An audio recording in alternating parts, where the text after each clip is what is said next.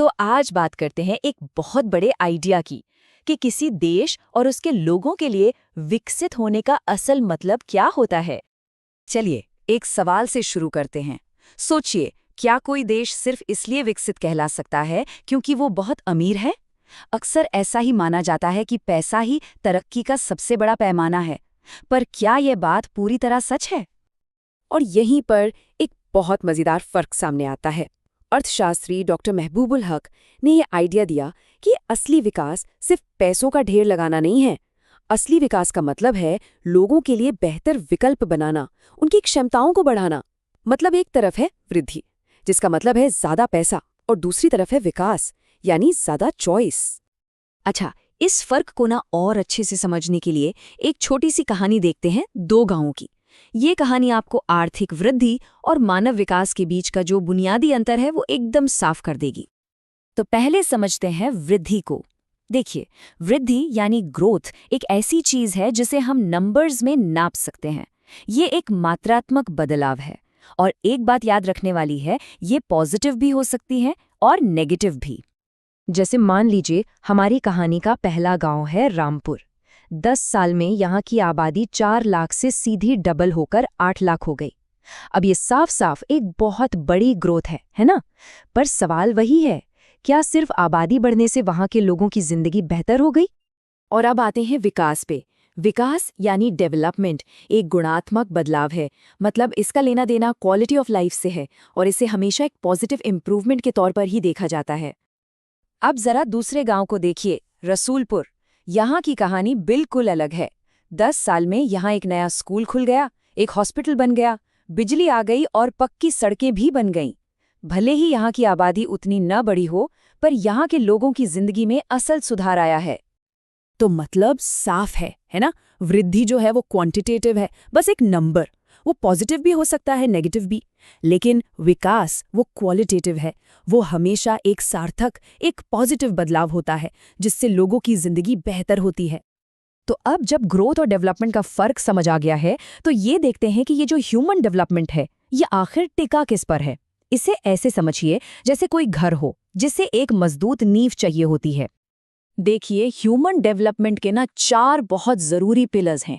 ये इसकी स्थिरता के लिए बहुत ज़रूरी हैं, और ये इतने अहम हैं कि अगर इनमें से एक भी पिलर हिला तो पूरा का पूरा स्ट्रक्चर कमज़ोर पड़ जाता है।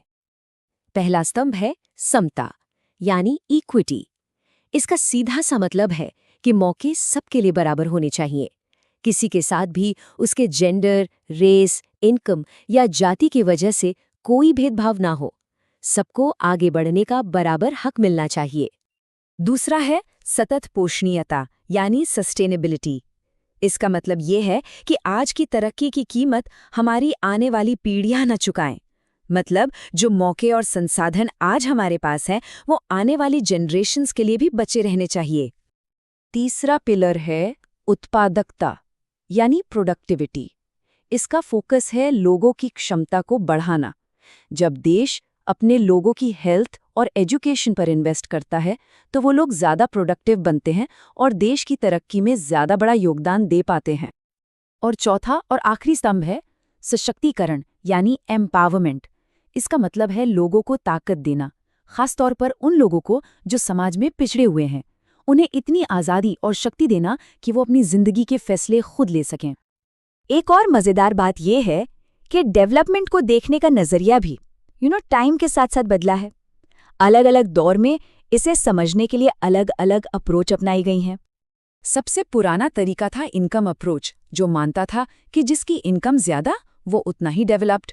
फिर आया वेलफेयर अप्रोच, जिसमें सरकार लोगों को सामाजिक सेवाएं देती थी। उसके बाद आया बेसिक नीड्स अप्रोच, जिसने हेल्थ, एजुकेशन, खाना पानी जैसी 6 ज़रूरी चीज़ों पर फोकस किया। और फिर फाइनली आया कैपेबिलिटी अप्रोच, जिसे नोबेल पुरस्कार विजेता अमर्त्य सेन ने आगे बढ़ाया। ये कहता है कि असली विकास लोगों की क्षमताओं को बनाना है, ना कि सिर्फ चीज़ें देना। अब सवाल ये है कि इतने बड़े और कॉम्प्लेक्स आइडिया को दुनिया भर में नापा कैसे जाता है। यहीं पर एंट्री होती है ह्यूमन डेवलपमेंट इंडेक्स की, यानी HDI की। चलिए देखते हैं कि ये काम कैसे करता है। तो यूनाइटेड नेशंस डेवलपमेंट प्रोग्राम यानी UNDP हर साल एक HDI रिपोर्ट निकालता है। ये असल में 3 बेसिक चीजों पर फोकस करता है। पहला, स्वास्थ्य, यानी लोग कितना लंबा और हेल्दी जीते हैं। दूसरा, शिक्षा यानी नॉलेज। और तीसरा, संसाधनों तक पहुंच, जिससे एक डिसेंट स्टैंडर्ड ऑफ लिविंग तय होता है। इन्हीं के बेस पर देशों को रैंकिंग मिलती है। इस स्कोर के बेसिस पे देशों को 4 ग्रुप्स में बांटा जाता है: बहुत उच्च, उच्च, मध्यम और निम्न। और भारत की बात करें तो हम फिलहाल मीडियम ह्यूमन डेवलपमेंट वाली कैटेगरी में आते हैं। और अगर एग्जैक्ट नंबर की बात करें तो 2022 की ह्यूमन डेवलपमेंट रिपोर्ट के हिसाब से 191 देशों में भारत की रैंक 134 थी। लेकिन एक मिनट, क्या सिर्फ ये नंबर्स और रैंकिंग ही पूरी कहानी बता सकते हैं? शायद नहीं। एचडीआई जैसा एक अच्छा इंडेक्स भी वो सब कुछ नहीं नाप सकता जो हमारी जिंदगी में सच में मायने रखता है। चलिए भूटान का एग्जाम्पल लेते हैं। वहाँ के चौथे राजा ने एक बहुत गहरी बात कही थी, gross national happiness gross national product से ज़्यादा ज़रूरी है। उनका मानना था कि विकास का असली मकसद सिर्फ पैसा कमाना नहीं, बल्कि लोगों की खुशी और उनकी आध्यात्मिक शांति होना चाहिए। और यही सवाल हमें वापस वहीं ले आता है जहाँ से हमने शुरू किया था। विकास के ये सारे पैमाने अपनी जगह हैं, पर ये एक सवाल पीछे छोड़ जाते हैं जिस पर हम सब सोच सकते हैं। असल में वो क्या चीज़ है जो किसी भी जीवन को सार्थक बनाती है?